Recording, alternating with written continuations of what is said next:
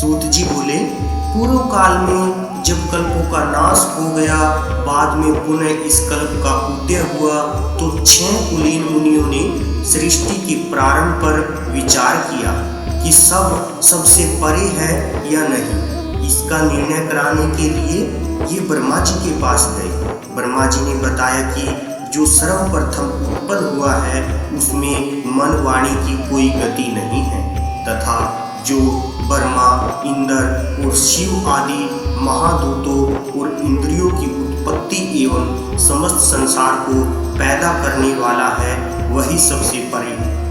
ऐसे सर्वज्ञ जगदीश्वर महादेव ही हैं जो भक्ति के द्वारा दर्शन देते हैं।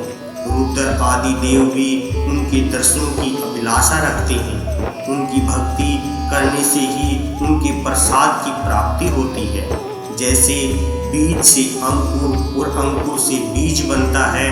ब्रह्मा जी ने कहा, आप लोग महादेव जी की प्रसन्नता हेतु एक तीर्थ यज्ञ करिए, जिसमें शिव जी की कृपा से आपको साध्य और साधन का ज्ञान प्राप्त होगा। मुनियों ने कहा, हे भगवान, यह साध्य और साधन क्या है?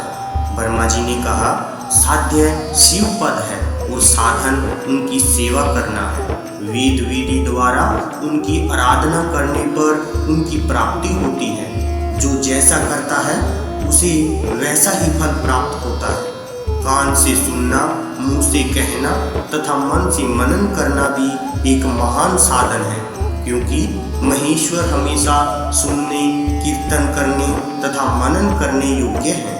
इसलिए साध्य तक पहुँचने के लिए साधन पर जुट जाना चाहिए। गुरु के द्वारा शिव योग को प्राप्त करना चाहिए। पहले कुछ क्लेश उत्पन्न हो सकता है, परंतु बाद में परमानंद की प्राप्ति होती है। बोलिए शंकर भगवान